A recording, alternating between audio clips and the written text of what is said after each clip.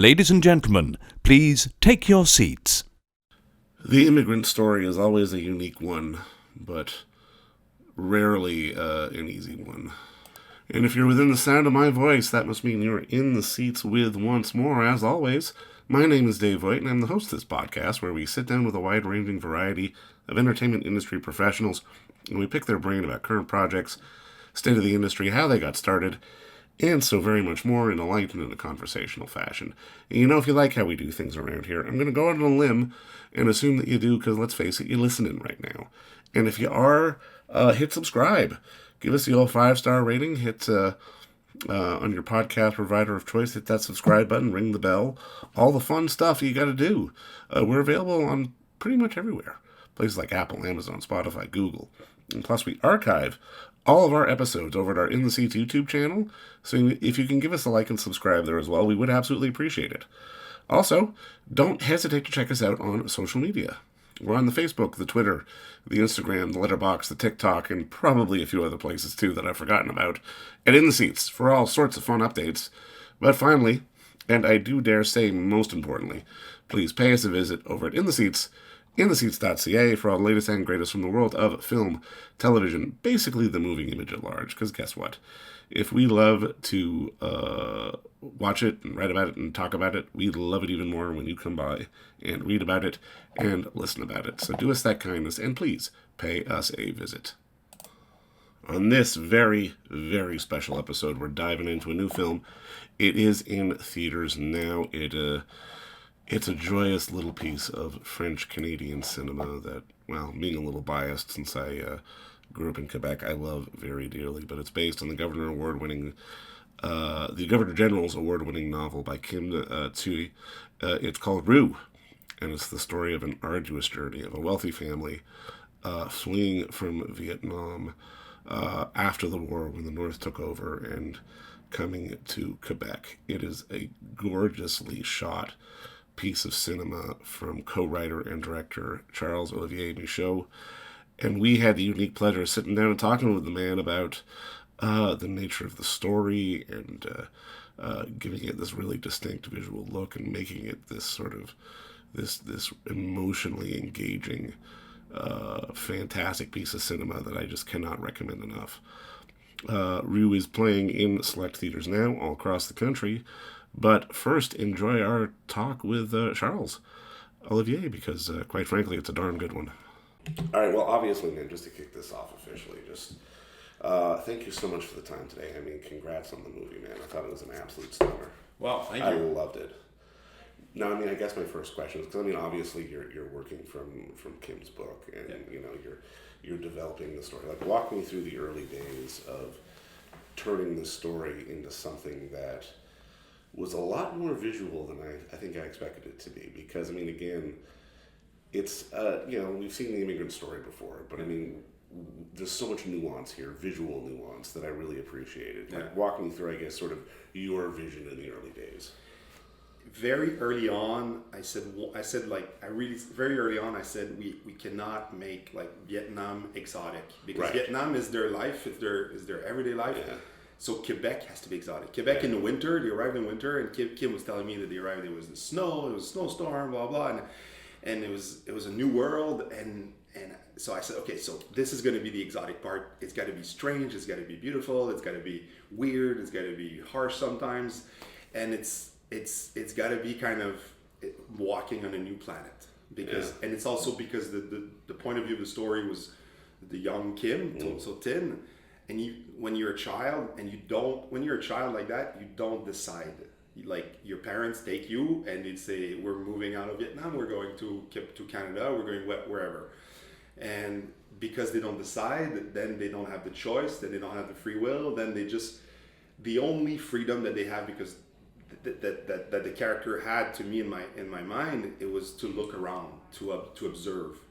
And when I read the book, the first time I read the book, that was 7 years before I was involved in the film. That was in 2009. I read the book, and a friend of mine had said, you have to read this is amazing, blah blah, and not even talking about a movie, just talking about a book. And I read the book, and after a few pages I was like, oh, this would make a great film.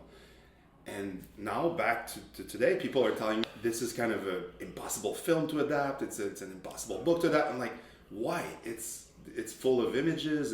It's descriptive. Kim is an anthropologist. She's like a street photographer watching the world, digesting it in her mind and sending it back to us. And I was like, this is the movie there. This is a movie about someone who discovers a new world and who is 11 years old, and she doesn't know that one day she's going to be a writer, but art is part of her guts, and so she observes the world and she absorbs it, and she looks at it and she discovers it with her eyes and not with her words, or not with, she's shy. So that was to me I wanted to make a photo book without the photographs. I wanted to make like a film, a visual experience. As like in a book, the poetry is in the words, in the images that you write. In a film, to me, the images were in the visual, but also with the music and the sound design. So it was to me it was perfect film for what I like. Well, I mean, I love that you bring up like sort of that idea of looking around, because I mean, like I'm thinking of the scene in the thrift store as they're shopping for the toaster, and sort of this chaos that's around her. And then sort of even later on when she's sort of in the snow at night, sort of in front of the depiner with that one little neon sort of glow on her. And the red neon. It's painting such an exotic picture. I mean, like you said, making Quebec this strangely exotic place. And I mean, when you're framing all this, I mean, I'm kind of curious, like what. I mean, I guess the right word I'm looking for is, because I felt there was so much detail in the shot.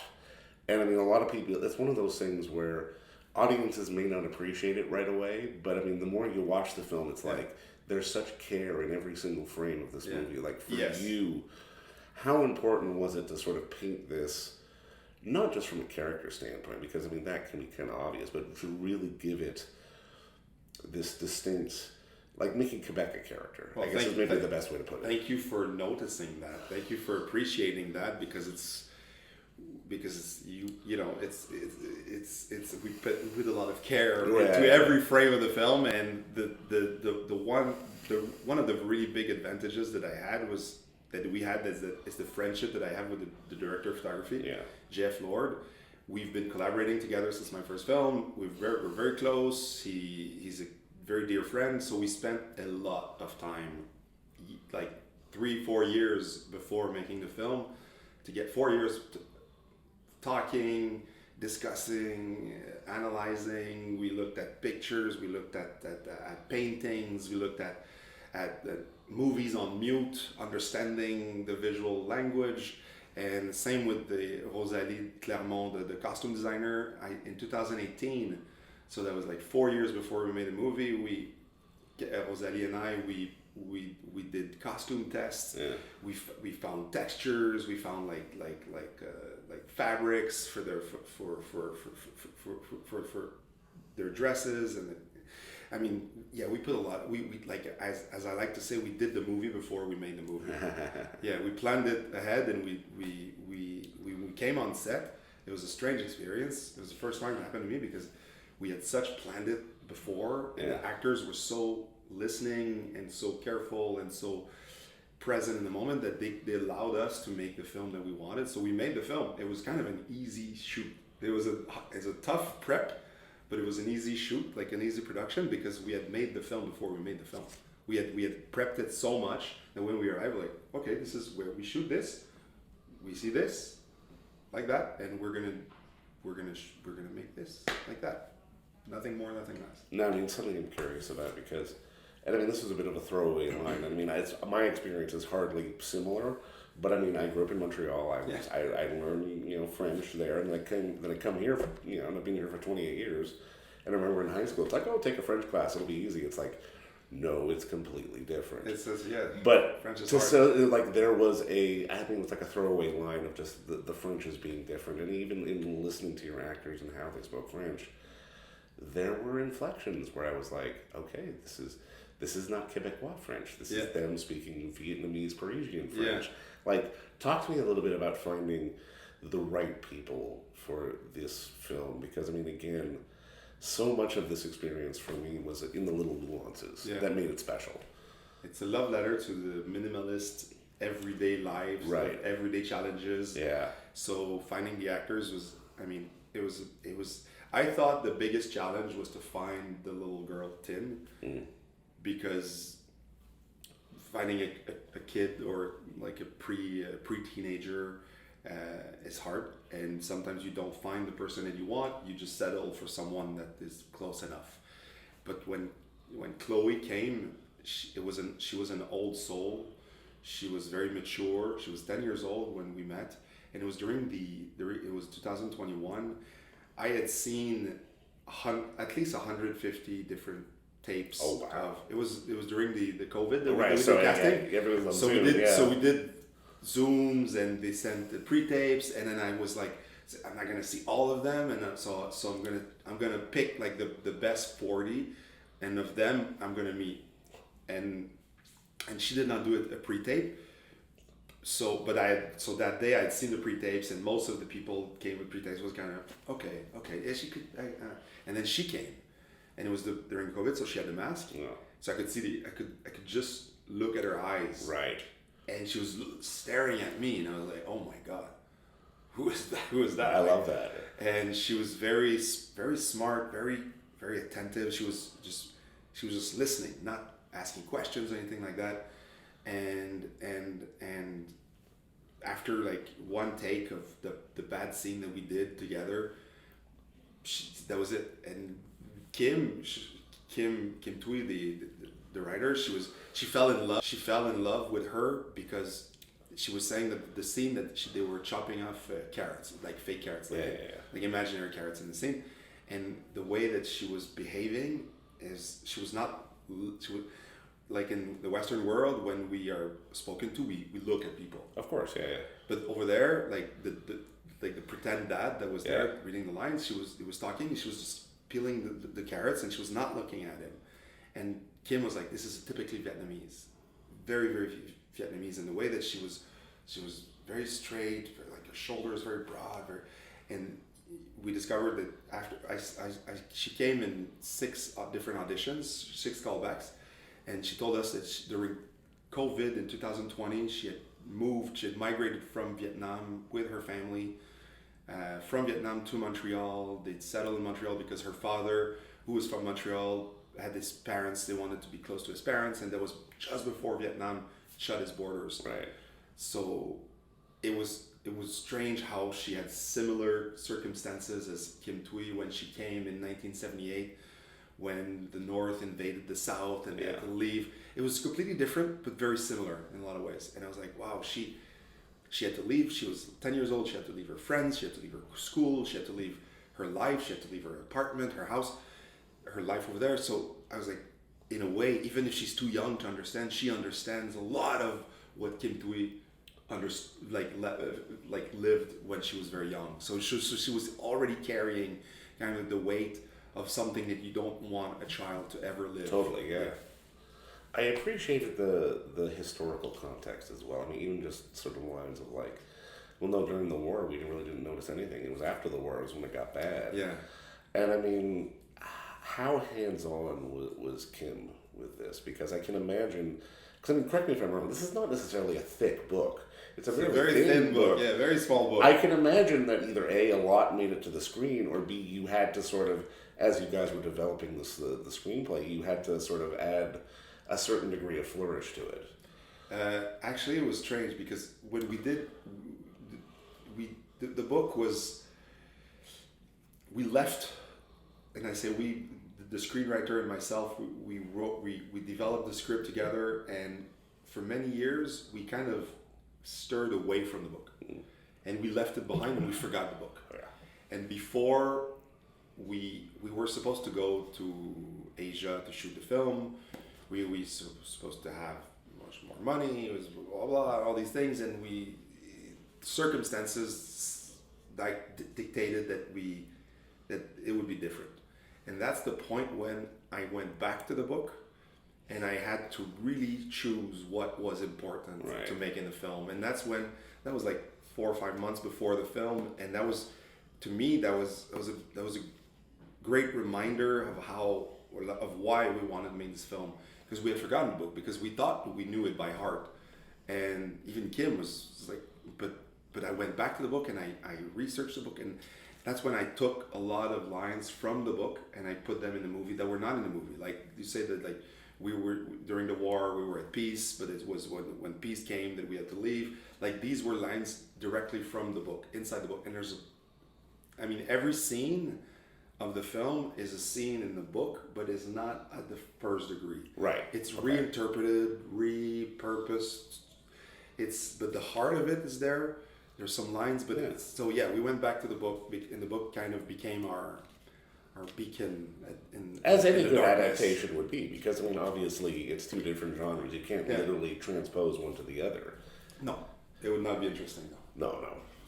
And I'm curious, like, on something like this, how much time do you get with your actors? Because again, I can imagine that some of it may come in rehearsal or read through, but I can imagine at the same time, like, if you're there and Kim's there and you're having a moment on set, you kind of want to let stuff play out at the same time. Yeah. Like, how do you keep that balance? I started because Chloe did not have any experience. She had never been on set. Jean, who played the father, Jean Bouy, he's a dancer. He's a contemporary dancer. He had never been on the film set. The two boys that play the brothers, they had never been on set. On any set. Chantal who plays the mother. She was experienced. She's an actress, and she's in a TV movie and in a TV series. Sorry, in English in Hollywood. So she had some experience, but it was TV experience. Yeah. And it's very different. And not that the one is better or not. It's just TV is more efficient. It's just you shoot. Let's see. You say TV's a machine. Indie cinema it's it's a bit different. It's completely different. And so I started really slowly I did some read-throughs. We read the script together. I let them ask me questions. I wanted to know what they understood of the film. And then I started gradually to do some rehearsals. But the rehearsals were not like, oh, in this scene you're going to play like this. I just wanted to, like, for example, Chloe, what I said to her, I said, this is a film about observing. And you're going to be watching the world around you. So when you go back home, I want you to sit at the window of your house. When you go to school, or when you go to the cafe or the grocery store, I want you to look at people. I don't want you to talk to people. She said, I'm too shy. It's like, no. I want you to watch people. I want you to make your story. You see a couple fighting. You see a child doing the bacon on the ground. You see someone shoplifting. I don't know. And I want you to imagine the story of these people. Imagine what's their day like. Are they happy? Are they sad? I just want you to be observant of the people around you, and to make your own stories, because I said the film is going to be you watching the world, and we're going to see the world through your eyes. And a lot of times you're not going to be moving a lot, and the world around you is going to be very vivid, very alive. So I want you to have that muscle of understanding of standing in a grocery store and watching the world evolve around you, and that was a big key for her to understand the film and the way that I was, because after day 2 or 3 she was like, oh, okay, that's why you wanted me to observe the people, because you're doing the same thing. Like, yeah. So yeah, that was a big part of it. But since the film is it doesn't have a lot of shots, like it's very few shots. Most of the scenes are one shot. Yeah. It's very like a tableau, or like a sequence shot. I don't like the oneers that we say. We had a lot of we could have a lot of takes. Yeah. So we had 25, 30 takes. Oh wow. So we could do it a lot, at the point when they just forgot. Like, they were so I don't know, like, not bothered, but kind of bored of doing it so many times that it gets to a point where they forgot. They're like, oh, again, okay. They forget, and when actors forget that we're there to work, that we're there, they forget their performance. They forget what they look like. They forget, are they pretty, or they forget that. They just want to move on. Yeah. That's when it becomes interesting. That's when that's when oh, you were filming? Yeah, we were filming. Yeah, for the past 5 hours. So yeah, some days we had 3 shots in a day that we were doing. So it was very was very fun to do. Well, I love that, and I mean, Yeah. that dovetails into something else I want to ask. It's a bit of a loaded question, but bear with me, because at least from my mind, as sort of someone who works in the industry, but also as a film fan, Yeah. there is Canadian cinema, and then there's Quebecois cinema. Oh yeah. They are very different things. Two solitudes. It really feels like to me, had this been made sort of in Anglophone Quebec, in Anglophone Canada, Yeah. it would have been a different movie.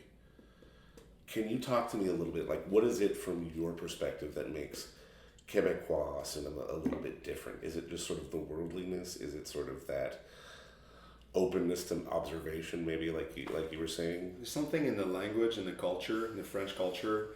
I think I pulled a lot from my own family and my own history. Like Karine Vanasse, Lisette was the name of my mother. When the characters at some point, when they go to the Sugar Shack, they start singing a song to me that was like, it's a folk song from Quebec, very old. That was a tradition that my family would do, that my grandfather would do. So I pulled a lot from that, and I pulled a lot from the, I have to be careful with saying that, but there's a big naivete in, I don't know, it's probably because it's the time, it's the fact that we're very isolated, you know, the Quebec culture and the rest of Canada, compared to the rest of Canada, we're very isolated with language, we're very, like, we live a little bit in a bubble. Yeah. So there's a lot of it that is kind of naive in a nice way, but not fully knowing what's going on outside of our little bubble and of the Quebec. So that's why when the Vietnamese arrived, a lot of the Quebecois, and it's very cultural, it's a very Quebecois thing of not asking real questions, of being very nice, but not asking what the truth is. So the adults are never ever kind of, you know, when they're around the table and the little girl, she's like, oh, have you seen bombs? It's like, no, don't talk about this. Don't do that. Joanne, don't say that. This is a very Quebecois thing. But the 10-year-old child, she's not yet aware of these things. So she asks the real questions. And it takes the whole film until the Sugar Shack at the very end, when they discover the journey of the family from Vietnam. It's a very, I don't know, it's like let's not talk about the real things. It's like my parents that I love very much, or my grandparents who, like, oh, you have emotions? Keep them for you. Yeah. So it's a very Quebecois thing, and now I wanted to pull from that, and I wanted to have also the, you know, we have a more rural kind of traditions with the Sugar Shack, with living in the closer to the nature, so the clothing are a little more, you know, red and black. Yeah, you know, it's like, yeah. I don't know, there's something kind of almost kept outside the real world. But I mean, it allows for a certain degree of creative freedom too, as well. Because I mean, I even think back to sort of the scene in the thrift store, just sort of the chaos of it. Yeah. Had this been shot sort of differently or more traditionally, it would have been a lot of cuts, or it would have been a bit more stylized. But really, it's just allowing us to sort of have this character sort of exist in this madness of stuff, which makes it so unique, you know. And there's the Vietnamese, they're very kind of what's going on here, and they're very reserved, while the Quebecois, Patrice is so used to this thing. Course, he's like going around blah blah blah, talking like organized. He's like he's king of the world, and he's negotiating. He's a very bad negotiator. But yeah, I wanted these kind of scenes that had a lot of humor, but I wanted to play them in a very unique way of, like, it's one shot, and it's the world living around us the same way as, you know, you get it. Like this morning, I walk into the office and I just went back to the hotel to pick up a medication, and I arrive here. You're here. There's a coffee there. It's like the world is playing around us, and we're all extras in everybody's lives. And I wanted that in movie. When you come with, I don't know what you did this morning. Maybe you were late. Maybe you missed your streetcar or something. Or maybe you had a parking ticket. You were pissed, or maybe you walked into a puddle of mud, or like, we don't know where people come from. And I wanted that kind of to be informative of the film, to have the empathy of understanding that everybody has their own journey and their own personal history, and we cannot judge people. Maybe if you're mad, or if I'm mad, you maybe like, oh, this guy is like a fucking pretentious guy. Sorry, I said that. He's like pretentious or something. you don't know. Maybe I had a fight with my father or something. Like we don't know. We don't. And I wanted the film to kind of to kind of be, hey, people, it's okay. We don't know other people's lives, but maybe if we ask questions, the real questions, maybe we'll understand. Maybe if we go toward, if everybody went toward the middle, maybe we would have less wars. You know, maybe we would have less conflict. Maybe we would have less racism and less xenophobia, less hatred. If we all walk not all the way, just a little bit to the middle. Everyone. So to me, that was the big part of the film, and I wanted this to not be kind of a underlying message. I just wanted the film to be cute, funny, but have this ignorance kind of playing around, and it takes the whole film for everyone to know what the story is. It's not until the end of the film that the Quebecois family understand that, oh, you went through a refugee camp, you were in a boat, you almost died. Oh my God, it's like it takes it. And if they had asked the questions before, maybe things would be easier. Maybe things would be, No, I mean, just to put a bow on this, and I mean, I love that you brought that up, because just in watching it, and I mean, at least to me as a film fan, I've always appreciated the films that sort of made me understand there was a world before the story, and there's going to be a world after the story. What were the films that you saw at a young age that made you sort of have that light bulb go off and sort of appreciate, I guess, maybe the grander world of storytelling? Well, I mean, I was 10 years old when I saw Indiana Jones and the Last Crusade. Oh, bam, all right, yeah. I mean, that's the first time that I understand that like movies was like it's gonna be my life. Like right. There's certain movies in my life that I watched that I stayed after the film to watch it the second time. Right. Just because, what the hell did I see? Yeah. And Indiana Jones. There was a Romanian film in 2007 that was called 4 Months, 3 Weeks, 2 Days. Oh my God, that's very harsh, very intense. I was like, you're allowed to do cinema like this? Like cinema is allowed to be like that? To be so direct, so real, so raw. And there was a French film in 2011 called A Prophet by Jacques Audiard. Great movie, These are some of my favorite films. And but for Rue, we looked at more, like, photography was a very big, like, photo books from like Viviane Maier, from Alex Soth, from Joel Meyerson. Like, we did a lot of research in photography to arrive at the kind of the, like, street photographers, like documentary photography, because we wanted to see the world kind of like street photographers. I love that they always find the kind of the British guy, Martin Parr. They find a lot of humor in the very non-humoristic, non-comic everyday life. They find kids with ice cream cones falling over them while there's a guy fighting behind.